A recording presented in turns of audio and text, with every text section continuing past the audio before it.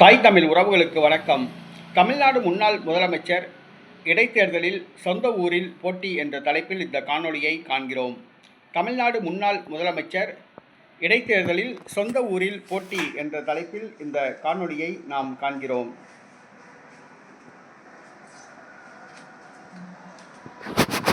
தமிழ்நாடு முன்னாள் முதலமைச்சர் மு.க.ஸ்டாலின் கொளத்தூர் தொகுதியில் போட்டியிட்டு தோல்வியடைந்தார். தற்பொழுது அவரது மகன் உதயநிதி ஸ்டாலின் தமிழக சட்டசபை எதிர்க்கட்சி தலைவராக உள்ளார். அவரால் திறம்பட செயல்பட முடியவில்லை. ஆகவே மு.க.ஸ்டாலினை மீண்டும் சட்டசபைக்கு கொண்டு வர திமுக மூத்த தலைவர்கள் விரும்புகின்றனர்.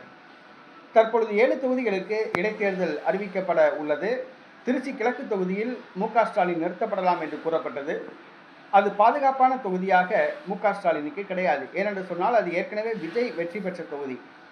அந்த தொகுதியில் மு.க.ஸ்டாலின் போட்டியிட்டால் கரை சேர்வது கடினம். ஆகவே சொந்த ஊரில் போட்டியிட முடிவு செய்துள்ளதாக கூறப்படுகிறது.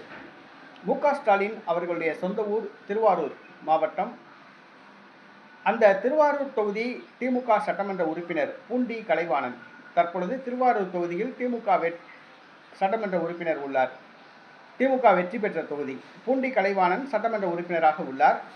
திமுக சட்டமன்ற உறுப்பினர் பூண்டி கலைவாணன் அவர்களை ராஜினாமா செய்ய வைத்து அந்த தொகுதியில் மு.க.ஸ்டாலினை வேட்பாளராக நிறுத்தி வெற்றி பெற வைத்து தமிழக சட்டசபைக்கு அனுப்ப திமுகவினர் விரும்புகின்றனர்.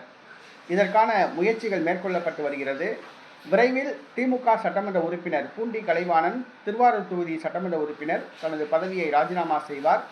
அங்கு இடைத்தேர்தல் வரும்.